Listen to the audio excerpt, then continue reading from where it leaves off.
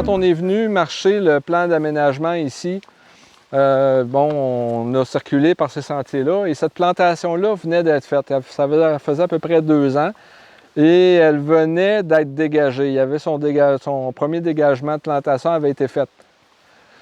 Donc on parle d'une plantation d'à peu près 18 à 20 ans et c'est une plantation qui a été faite à faible densité. OK? Des plantations faible densité, il y en a en fait 2 sortes qu'on connaît plus particulièrement. Oui. Donc, non, c'est pas feuillus résineux. En fait, ça, c'est beaucoup pour faire revenir une forêt qui est un peu plus mélangée. Donc, sur le plan forestier, on peut dire que c'est un peu plus en lien avec le type écologique. C'est en respect du type écologique. Si on a une forêt qui est mélangée ou un type écologique qui est à vocation mélangée, à ce moment-là, ce type d'aménagement-là, qu'on va expliquer dans quelques instants, va respecter un peu plus le potentiel du site. Parce qu'on fait une plantation, oui, mais on prévoit des espaces pour que des feuillus s'installent. Donc, ils amènent une composante mélangée.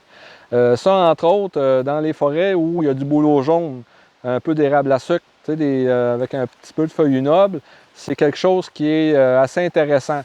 Dans notre région, ce type de site-là, on en a, mais pas tant que ça. Bon, vous connaissez la forêt d'enseignement où c'est beaucoup érable rouge, bouleau à papier, peuplier, faux tremble, sapin, mais on peut le faire quand même.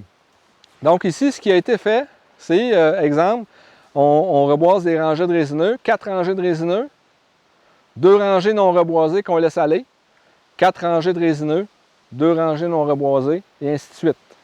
Donc ça, ce que ça fait, c'est que nos rangées de résineux, qui sont plantées normalement à densité habituelle, autour de 2 mètres par 2 mètres ou légèrement un peu plus, bien, c'est facile à entretenir, venir faire le dégagement. Et les rangées qui sont non reboisées, on ne les débroussaille pas. On laisse la végétation s'installer.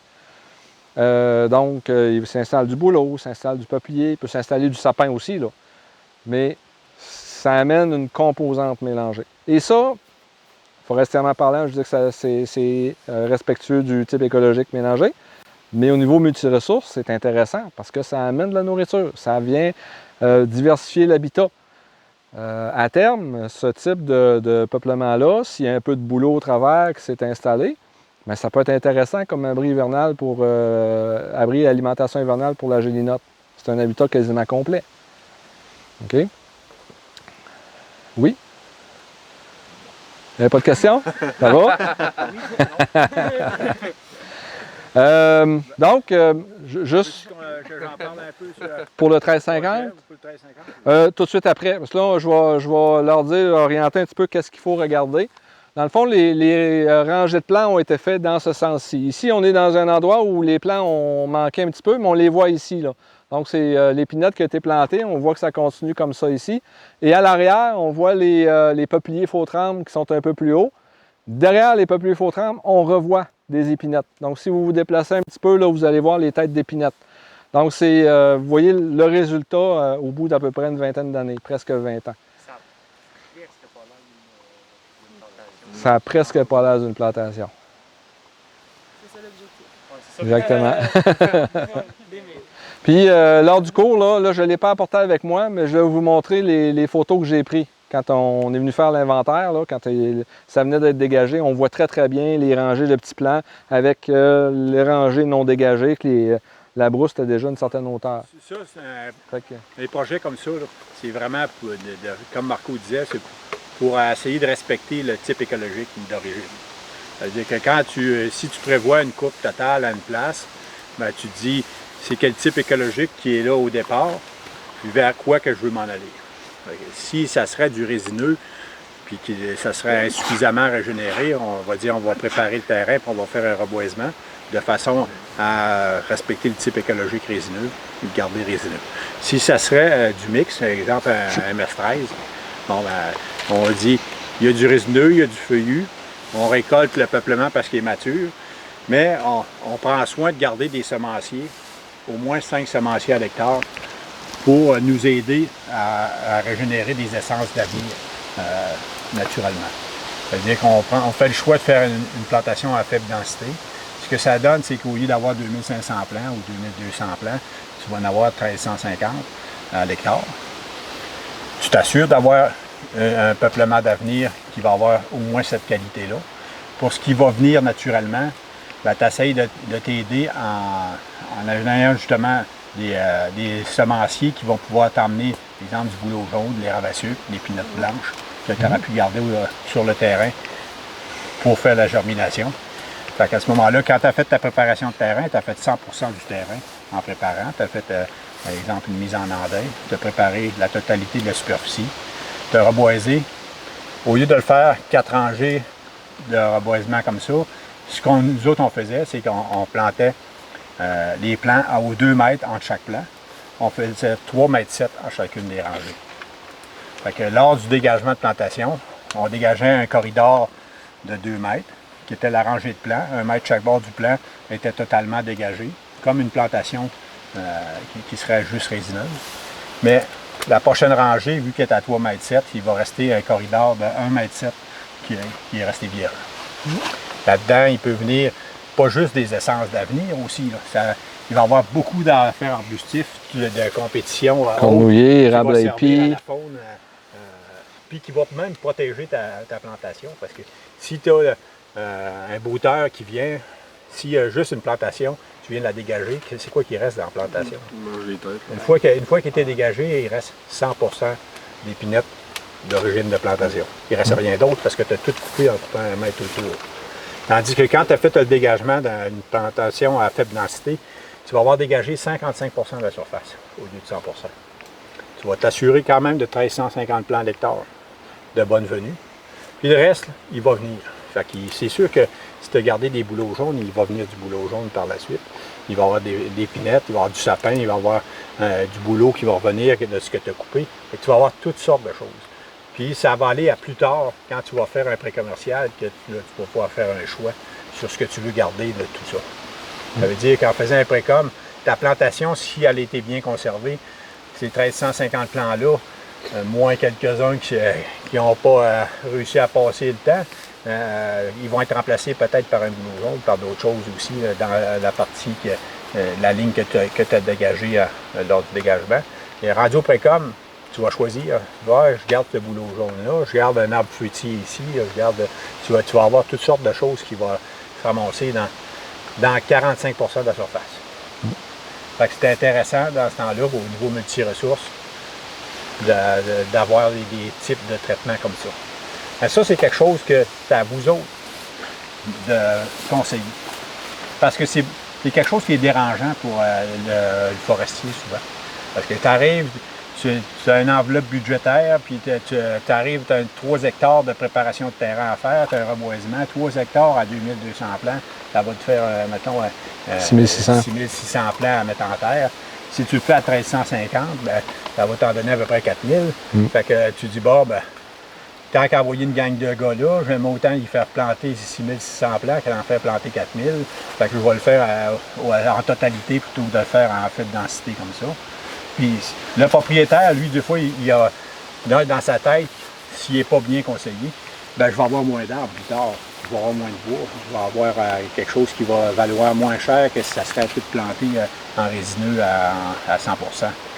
C'est là qu'il faut faire voir aussi que les arbres qui vont venir là, ils peuvent avoir une meilleure valeur aussi monétaire plus tard. Parce que si tu as un érable à sucre là, qui est là à la place d'une épinette aussi, l'érable à sucre qui fait du sciage et du déroulage là, va t'emmener plus d'argent plus tard qu'un bio de sapin. Là.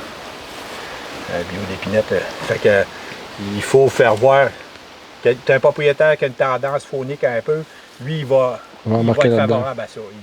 Il va aimer ce que tu vas lui offrir comme travail. Il va trouver ça que tu donnes du temps pour atteindre les objectifs que lui, il se donne sur sa forêt. Fait que ça, c'est à vous autres de ne pas poser. Parce qu'il existe dans la gamme de travaux. Nous autres, quand on a fait ça pour la première fois, on a fait ça à Fort-Modèle pendant des années. Tout le temps qu'on était là, on le faisait ça. On faisait ça. Il n'existait pas encore dans l'aide individuelle. Ils ont fini par le rentrer dans les normes. Il est accepté, mais il n'y en a pas beaucoup qui en font. Si vous êtes formé à ça, là, quand vous arrivez sur le terrain et vous voyez que le site est propice à ça, que les objectifs du propriétaire vont dans ce sens-là, bien, proposez-le ça, puis ça va faire quelque chose de mieux que de mettre du 100% résineux dans du MS-13. Ça a l'air pas pire quand même, hein? Ça réussit? Ouais. Oui, il y a du bois là-dedans, là. Regardez les trames à quelle hauteur qu'ils ont, là. Il n'y a pas eu d'argent de dépenser pour ça. Puis ça, c'est une autre affaire parce qu'au niveau économique, là, il a coûté le même prix pour le préparer. Il a coûté moins cher pour le reboiser parce que tu as mis moins de plants. Il a coûté moins cher pour le dégager parce que tu avais moins de plants à dégager aussi. À l'hectare, tu as coûté à l'État moins cher que si tu aurais fait du 100% d'une plantation. Puis le terrain, lui, il le regagne parce qu'il y a ce qu'il devrait avoir dessus, une forêt mixte. Fait qu'en cette heure, vous savez quoi dire. Avez-vous des commentaires, des questions? Est-ce que ça se fait sur le public, ce genre de pratique-là? Pas tellement. Ils l'ont fait à l'essai pour un peu, mais ils sont pas en... C'est parce qu'en fin de compte, c'est l'alimentation des industriels aussi. Hein. Oui, c'est ça, mais parce que tu disais que ça coûtait moins cher à reboiser, puis je me disais peut-être que ça aurait pu être intéressant. Là, mais ils le font pareil parce qu'ils ils font des coupes avec réserve de semenciers qui, deux fois, ne répondent pas assez sur la régénération après quelques années. Fait que là, ils peuvent faire un reboisement autour de ça, puis ils peuvent décider de le faire en fait densité à ce moment-là. Parce qu'ils savent que, par exemple, ça a réagi, mais au lieu d'être 100% couvert de stocking de nouveaux bouleaux jaunes, mettons, à cause qu'ils avaient regardé 10-15 bouleaux jaunes à l'hectare dans les réserves de semenciers, ils sont aperçus qu'il y en a juste 30% de la surface qui est couverte, mais ils vont pouvoir morceler le terrain de façon à dire ça, c'est suffisamment régénéré. L'autre, il y a encore du temps de venir, fait qu'on va peut-être faire du 1350 sur cette partie-là pour, en fin de compte, avoir une qualité de stocking suffisante à prendre. Fait que ça, c'est toutes des réactions qui peuvent se faire. Ça n'empêche pas que dans une coupe, il aurait pu avoir un secteur qui soit fait plus en plein, puis l'autre en faible densité. Là. Ça vous permet de faire des tests, puis de pouvoir même faire la preuve à des propriétaires qu'après, regarde, ça fait 5 ans, là, regarde ce qu'on a fait là, ça a donné ça ici. Là. À côté, tu as ça. C'est quoi que tu aimes le mieux dans l'avenir? Aimes-tu mieux avoir ça ou continuer comme l'ancienne méthode ici? Il prendra la décision. Hein. Peut-être que ça servira aussi de place exemple pour le voisin.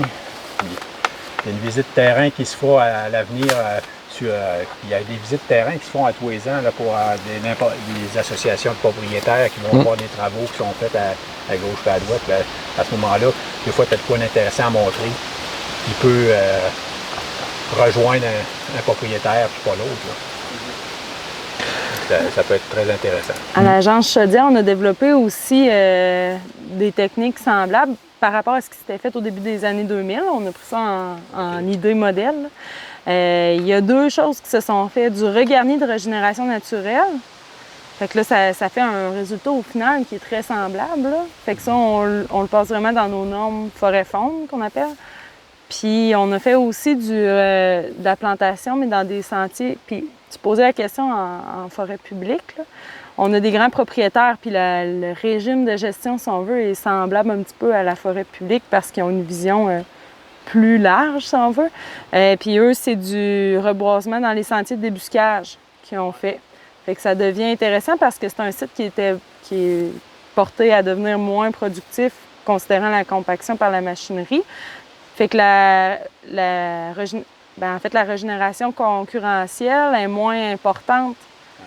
Tu es dans le sentier, fait que tes plants ils ont quand même une bonne croissance. Puis à long terme, à l'extérieur des sentiers, c'est là que tes semenciers vont jouer leur action de régénération naturelle.